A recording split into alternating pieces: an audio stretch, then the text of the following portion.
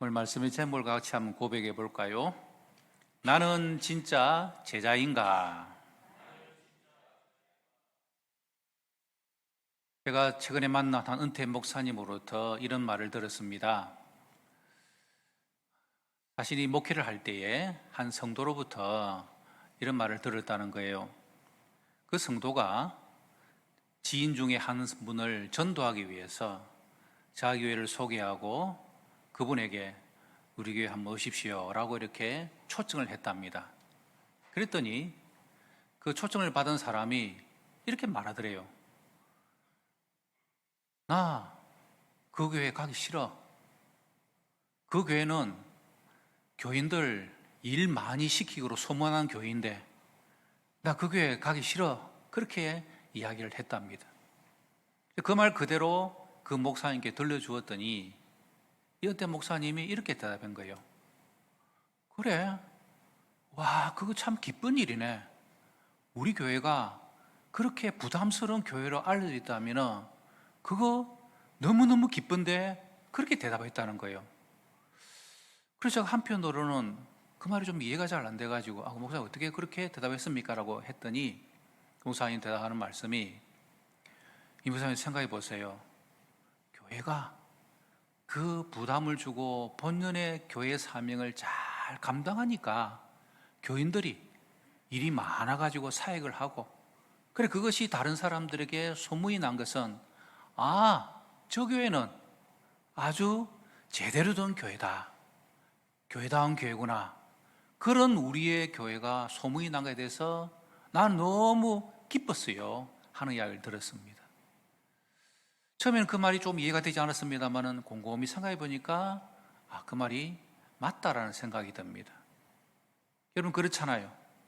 가치 있는 일일수록 부담스럽지 않은 것은 없습니다. 공부하는 학생이 좋은 대학에 가기 위해서는 공부에 대한 부담이 있죠. 하지만 자기가 최선을 다해서 열심으로 해서 좋은 성적을 가지면은 그 대학에 갈 수 있는 거죠. 운동선수가 이 더운 여름 혹은 겨울에 동계훈련, 하계훈련을 통하여서 땀을 뻘뻘 흘려야 그 다음 시즌에서 좋은 성적을 내는 것이죠. 좋은 운동선수가 되는 것입니다. 부담이 있는 것이죠. 여러분, 나기 나름대로 나는 최고의 셰프가 되고 싶어. 최고의 요리사가 되고 싶어. 라고 하면서 아무런 부담되는 일을 하지 아니하고 그냥 그 생각만 가지고 있는 것은 우리는 그냥 개꿈이라 하는 겁니다. 가치 있는 일일수록 부담이 되는 것이죠. 이런 교회가 왜 부담이 됩니까? 교회는 영혼을 구하여 제사 삼는 사역을 해야 되기 때문에 교회의 신앙사는 많은 사람들이 교회 생활하면서 부담을 갖는 것이죠.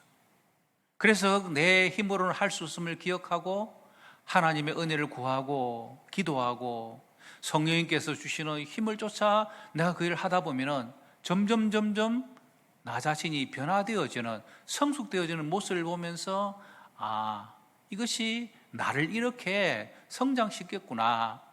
그 부담감이 더 영적으로 성숙해져가는 모습을 발견하게 되는 것이죠. 여러분 교회의 가장 중요한 사명이 뭐라 그랬습니까? 존재 목적이 뭐라 그랬습니까? 자, 마태복음 28장 19절 20절 말씀. 우리 말씀은 암송해야 됩니다. 우리 읽어볼까요? 시작.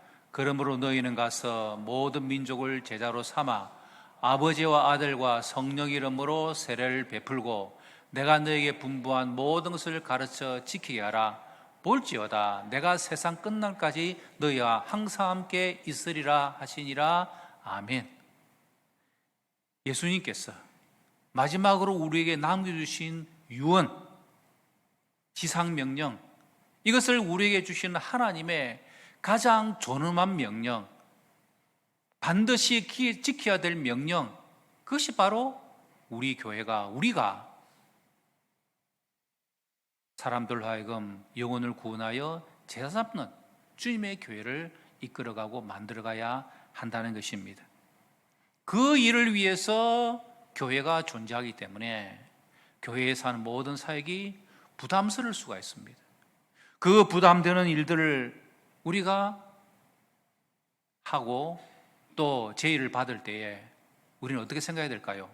아, 우리 교회가 제대로 하는 거구나. 어제 토요 토스트 전도팀이 와서 기도회도 하고 또 실제로 메뉴를 개발한 것을 음식을 만들고 이렇게 하는 모든 것들, 여러분 다 쉬고 싶은 그 시간이지만, 더운 날이지만 그래도 영혼을 구원하고자 하는 그 마음들이 있어서 많은 분들이 오셔서 토요 토스트 전도팀에 참여하는 것입니다. 바로 이것이 우리에게 부담되는 일이지만 주님께서 주시는 사명이기에 우리는 그 일을 하는 것이죠. 여러분의 순모임이, 여러분의 전도회가, 여러분의 부서가 하나님께서 주시는 이 귀한 사명을 감당하기 위하여 때로는 그것을 하기 위하여서 부담되고 막 스트레스도 받고 해야만 되고 짜증도 나고 힘이 들지만, 그러나 이 모든 일은 그 부담을 통하여 하나님께서 원하시는 교회의 사명을, 교회의 존재의 목적을 우리는 해 나가는 것입니다. 그래서 우리는 뭐가 필요합니까? 오늘 본문의 제목을 이렇게 한번 잡아보았습니다. 따라합시다. 나는 진짜 제자인가? 우리가 제자가 되어야 이 모든 것들을 잘 감당하는 주님의 교회가 되는 것입니다. 그래서 오늘 이 말씀을 좀 생각해 보려고 합니다. 첫 번째, 내가 진짜 제자가 되지 않으면 우리는 어떻게 될까요? 첫 번째, 따라합시다. 오해를 한다. 여러분, 오해가 뭡니까? 사실과 다르게 그것을 해석하거나 이해하는 것을 오해라고 하는 것입니다. 무엇을 오해하는 것이죠? 첫 번째는 제자라는 단어에 대한 오해입니다. 여러분, 우리가 제자라고 할 때에 가장 많이 우리에게 언뜻 떠오르는 생각은 제자, 배우는 사람, 학생, 선생님과 제자 이렇게 생각하죠. 요즘 이 자리에 우리 선생님들도 계시지만, 학교 선생님도 계시지만 학교 선생님들이 얼마나 참 순환을 받습니까? 선생님들이 참 요즘 아이들에 의해서 여러 가지 어려움을 많이 당합니다. 아이들뿐만 아니라 학부모들에 의해서도 어려움을 많이 당하죠. 위쪽 지방은 학교뿐만 아니라 교회도 학부모들이 갑질이 대단하답니다. 저도 이번 주 중에 들었는데요. 그 학교 교회의 학부모들이 담임 목사님과 그 담당 교육자를 불러놓고 막 항의를 하고 따지고, 그런 것들이 비일비재하다 그래요. 그리고 그 위쪽 지방의 분위기는 모든 교회의 행사, 주일학교의 부서의 행사는 반드시 학원 일정에 맞춰야 된답니다. 여름 성경학교도 수련회도 학원이 어떻게 하느냐, 그날 여름 성경학교가 수련을 해야 된다는 거예요. 안 그러면은 야단 난다는 것입니다. 여러분, 제자는요, 단순히 배우는 것, 학생, 그 개념만 가지고 있으면 우리는 제자를 오해하는 것입니다. 성경에서 말씀하고 있는 참된 제자는 뭡니까? 스승이신 예수님으로부터 가르침을 받는 자일 뿐만 아니라 그 가르침을 잘 받아서 자기도 또 다른 사람들을 가르칠 수 있는 사람, 이것이 바로 제자인 것입니다.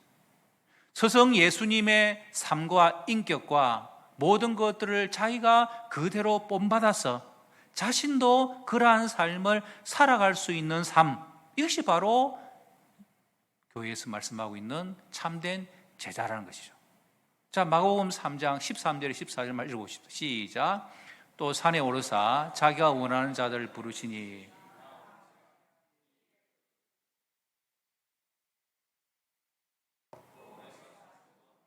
귀신을 내쫓는 권능도 가지게 하려 하십니다. 예수님께 12명의 제자들을 부르십니다. 그 12명의 제자들을 주님께서 세우신 목적이 뭡니까? 이는 자기와 함께 있게 하시고 예수님과 함께 3년 동안 보고 듣고 경험하고 먹고 마시고 함께 지내게 하셨고, 그리고 그들을 보내사 전도도 가고 귀신을 내쫓는 권능도 가지게 하기 위하, 이것을 위하여서 주님께서 제자들을 세워 주셨다는 것입니다. 그래서 여러분, 제자, 이러면은 그냥 단순히 성경 말씀 그냥 배우는 정도, 교회 예배만 드리는 정도, 그게 아니라는 것.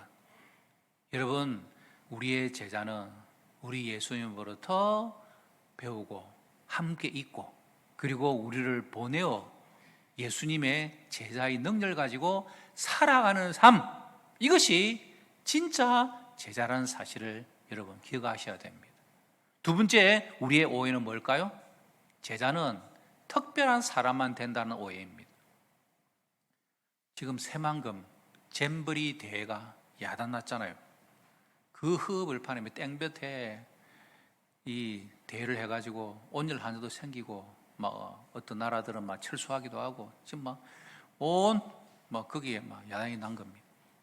잼버리 대회가 뭐냐면은 보이스카우트, 걸스카우트, 거기에 속한 사람들이 하는 야영 대회를 잼버리라고 하는 겁니다. 여러분 보시기에 제가 초등학교 때 보이스카우트를 했을까요? 안 했을까요? 예, 얼굴 보기에는 미끈해서 했을 것 같잖아요. 그런데 초등학교 제 4학년 때 우리 집이 쫄딱 망해가지고 보이스카우트 못했습니다. 제 친구 이주영이는, 김성진이는 보이스카우트 해가지고 그 블루 그 곤색입니까? 그거 이렇게 막 반바지 입고 막 휘장도 달고 다니면서 막 폼 내면서 다니는데 굉장히 저는 부러웠어요. 근데 제가 초등학교 5학년, 6학년 집이 완전히 망해서 그냥 지내야 할 돈이 없어가지고 보이스카우트 못한 겁니다. 여러분, 스카우트 되려면은 특별한 사람만 되는 것입니다. 그러나 제자는 뭡니까? 특별한 사람이 되는 게 아닙니다. 예수님을 믿는 하나님의 자녀라면은 다 제자가 된다는 거죠. 예수님의 제자는 언제부터 시작되느냐? 예수님을 영접하는 순간부터 제자가 되는 겁니다. 하나님의 자녀가 되는 순간부터 우리는 예수님의 제자로 삶을 살아야 된다는 것입니다. 제자의 걸음이 시작되어진다는 거죠. 우리 옆에 계신 분들 서로 인사합시다.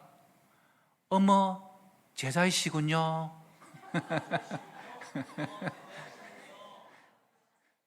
깜짝 놀라면서 이해를 해야 됩니다.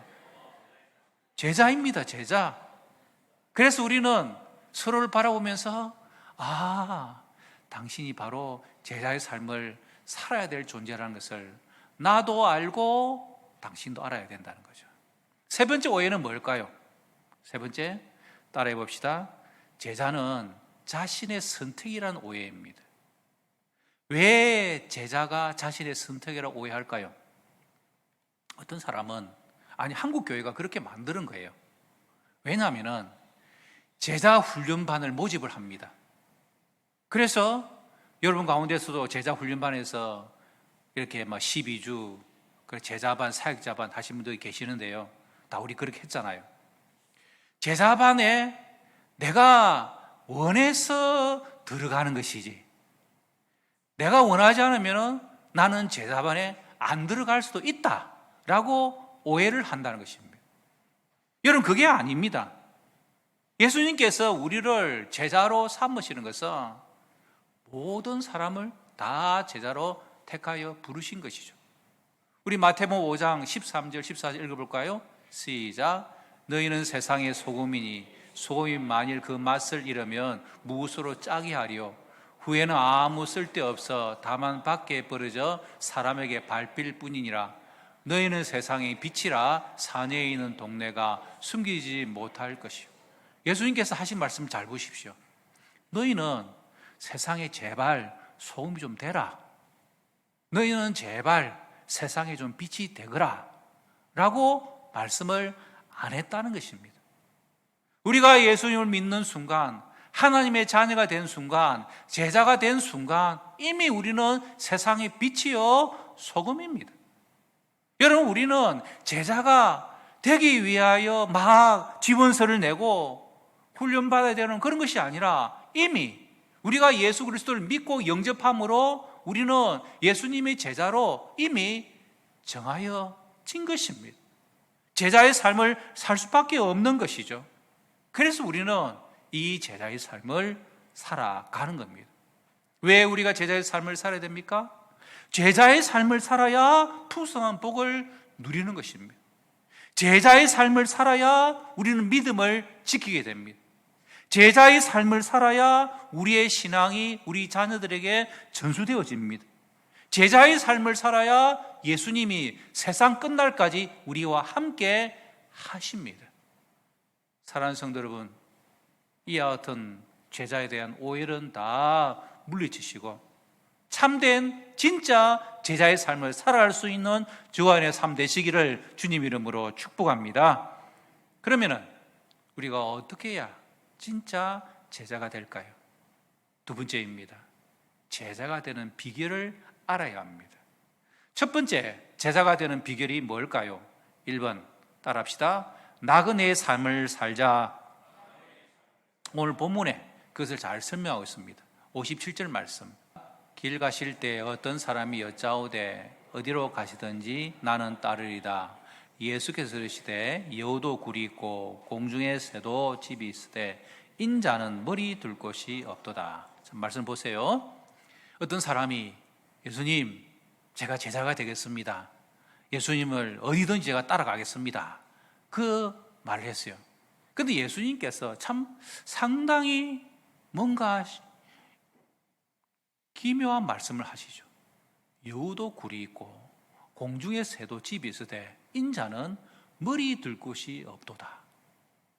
저는 이 성경 구절이 어떨 때 생각이 나냐면 굉장히 졸릴 때에 이 말씀이 생각이 납니다. 너무 졸리면 머리 둘 곳이 없더라고요. 그리고 목 디스크 걸리면 머리가 얼마나 무거운지 머리 둘 곳이 없다. 그 말씀이 생각이 납니다. 근데 이 말씀이 그런 뜻은 아니겠죠. 무슨 말씀입니까? 그 당시에 랍비 스승을 따르는 제자들은요, 랍비 집에 와가지고 배우고 먹고 제자가 되었습니다. 그러니까 어떤 사람이 와서 예수님께 제가 예수님 제자가 되겠습니다 라고 하니까 예수님께서는 내가 머리 둘 곳도 없는 거처할 집도 없는 그런 나그네의 삶을 살아가는 내 삶이다. 여러분, 제자가 되어지는 비결이 뭡니까? 진짜 제자가 되려면요, 나그네의 삶, 순례자의 삶을 살기로 각오하셔야 합니다. 여러분, 우리가 정말 제자로 하면은 우리는 이렇게 기도를 해야 됩니다. 주님, 제가 어디 가서 살기를 원하십니까? 우리는 내 계획, 내 생각대로 내가 어디 가서 살아야지, 내가 뭐하고 먹고 지내야지, 그런 것들을 내 중심으로 내가 자아가 주체가 되어서 이 모든 것들을 결정하는데, 진정한 제자, 진짜의 제자라면 우리의 서성 되신 예수님께 우리는 물어야 되는 거죠. 예수님, 제가 일하기를 원하십니까? 예수님, 일을 통하여서 하나님께 영광 돌기를 원하십니까? 그것이 바로 제자가 되는 첫 번째 비결입니다. 이번 주, 지난주 우리 교회에 장례식이 있었지 않습니까? 그 장례식을 이렇게 치르면서 함께한 모든 분들이 우리가 깨닫게 되는 것은 이 땅의 삶이 영원한 삶은 아니구나. 결국 이 땅에 우리의 삶이 마감되어지는, 이 땅의 순례길을 마치는, 나그네 인생길을 정리하는 그 날이 반드시 온다는 것입니다. 여러분, 우리가 성도들의 또 우리 가까운 분들의 그런 장례를 모습을 보면서 우리 마음속에는 뭘 깨달아야 됩니까? 나도 결국은 하나님의 부름을 받게 될 그 날이 오고 있다는 사실을 기억하면, 여러분, 우리의 인생의 삶을 그냥 마냥 이곳 내가 지금 살고 있는 이 집에서 영원히 살 것처럼 그런 마음 자세를 가지면요, 진짜 제자의 삶을 살 수가 없는 것입니다. 순례자의 삶, 나그네의 삶, 이것이 진짜 제자의 삶이구나, 그것을 알아야 되는 것입니다. 두 번째 제자의 비결이 뭘까요? 따라합시다. 사역을 최우선하자. 우리 59절 말씀 읽어볼까요? 시작. 또 다른 사람에게 나를 따르라 하시니 그가 이르되 나로 먼저 가서 내 아버지를 장사하게 허락하옵소서. 여러분, 이 말이 잘못됐습니까? 괜찮은 겁니까? 괜찮은 거잖아요. 우리 아버지 장례를 제가 먼저 치르도록 할게요. 예수님께서 뭐라 하십니까? 60절 말씀 시작. 이르시되 죽은 자들로 자기의 죽은 자들을 장사하게 하고 너는 가서 하나님 나라를 전파라 하시고. 앞에 나오는 죽은 자들은 육체적으로 죽은 자들, 그리고 두 번째 나오는 죽은 자들은 영적으로 죽은 자들. 즉 다시 말씀하면은 이 장례일은 믿지 않는 자들로 하여금 그에게 맡겨두고 너는 하나님의 나라의 일을 힘써라. 이것이 주님의 말씀입니다. 그러나 이 말씀을 하게 된 진짜 배경은 뭐냐면은 이 사람의 아버지는 지금 죽은 게 아닙니다.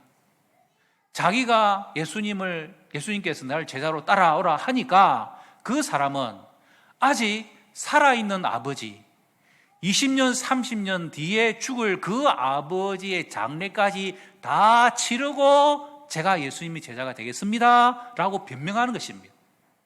여러분, 우리가 이 땅을 살아가면서 우리에게 맡겨진 많은 일들이 있잖아요. 특별히 우리는 주부로서 가정의 일도 하고, 또 직장에서 직장 일도 있고, 또 교회에서 직분을 받은 직분자로서 일도 있고, 여러 가지 일들을 우리가 다 하는데 오늘 예수님께 하신 말씀 뭡니까? 결정의 순간에 우선순위를 바로 잘 정하라는 것입니다. 때로는 우리가 이 모든 일을 해나감에 있어서 아버지를 장사 지내야 될 그런 일들이라고 내가 막 큰 소리치고 우선순위 하지만, 그러나 따지고 보면은 그것은 하나님의 나라의 일에 비해서 볼 때 우선순위에서 뒤처진 일들에 우리가 안달복달 해가지고 살아갈 때가 많다는 것입니다. 부모 여러분, 여러분의 자녀들이 여러분의 삶의 우상이 되어서는 안 됩니다. 물론 자녀들을 잘 키워야 되는 거, 그건 맞는 말이죠. 그런데 그 자녀가 내 신앙과 모든 것의 우선순위가 돼가지고 거기에 막 올인하면은 여러분, 나중에 그 아이가 하나님 나라의 신앙의 그 참된 제자의 삶을 잘 살아가는 안 살아가는가? 그것은 미지수죠. 자녀들은요, 마치 럭비공과 같습니다. 축구공과 배구공은 그냥 이렇게 탁 치면은 그 치는 대로 방향으로 나아가죠. 그러나 럭비공은 어디로 튈지 모릅니다. 여러분, 우리의 인생의 삶에 나의 우선순위를 똑바로 세우는 것이 중요한 것을 오늘 주님께서 말씀해 주고 계시죠. 진짜 제자가 되는 것은 뭐냐? 내가 하나님 앞에서 우선순위를 바로 세워서 멋진 제자의 삶을 살아야 되는 것, 그것을 오늘 우리에게 가르쳐 주는 것입니다. 마지막 세 번째는 뭡니까? 따라합시다. 뒤돌아보지 말자. 우리 60절 말씀 읽어봅시다. 시작. 또 다른 사람이 이르되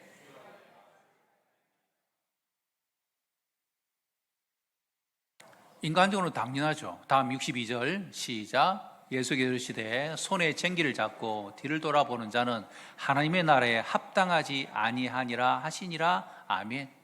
제자에 대해서, 제자도에 대해서 예수님께서 설명하면서 손에 쟁기를 잡고 뒤를 돌아보는 자는 합당하지 않다.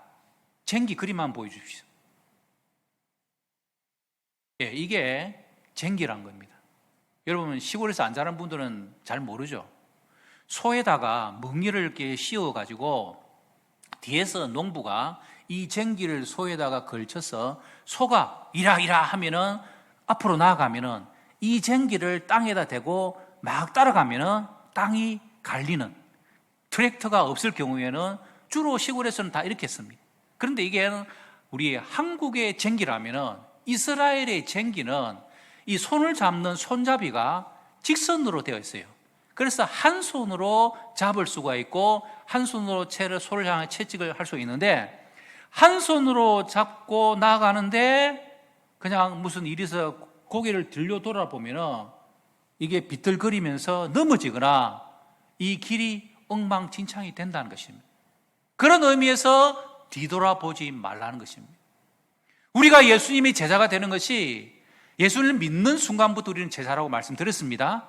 제자로 부름받는 그 순간부터 우리는 뒤돌아봐서는 안 된다는 것입니다. 여러분, 뒤돌아보다가 망한 사람이 소돔 고모라의 롯의 처가 뒤돌아보다가 소원구정되죠. 뒤돌아보다가 망한 사람이 이스라엘 백성들입니다. 신앙생활은 주님 바라보고 앞을 바라보고 나아가야 되는데 자꾸 뒤돌아보면서 아이고 옛날이 좋았는데, 아이고 세상이 좋았는데, 그러면은 넘어지고 실패하는 것입니다. 오늘 우리 2부 예배에 새가족 수료식을 거행하는데, 이 새가족 수료식 하는 건데 한 분은 정말 이번 새가족 5주의 모임을 하고 또 하나님 앞에서 정말 제자로 거듭나는 그런 놀라운 경험을 하신 분이 계십니다. 그의 인생에서 정말 위기의 순간이 있었어요. 그런데 그 위기의 순간에 말씀으로 권면하고 이렇게 했을 때에 본인이 예수님을 영접함으로 말미암아 하나님의 자녀가 되었다는 이 확신이 아주 분명한 분이 되다 보니까 나는 그 세상에 좋은 거, 유혹, 이 모든 거 다 물리치고 나는 이제 신앙을 지키겠습니다. 예수님의 자녀로서 내가 살아가겠습니다. 그 분명한 고백이 있는 분을 우리 교회 새가족도로 맞이하게 됩니다. 사랑하는 여러분, 여러분 인생의 삶에 참된 진짜 제자가 되기 위하여 여러분들이 어떤 시험과 문제와 어려움 가운데 계십니까? 분명한 것은 오늘 말씀들을 기억하셔서 뒤돌아보지 아니하고 우선순위를 바로잡아 하나님 앞에서 진짜 제자로 멋진 삶을 살아갈 수 있는 저와 여러분 되시기를 주님 이름으로 축복합니다.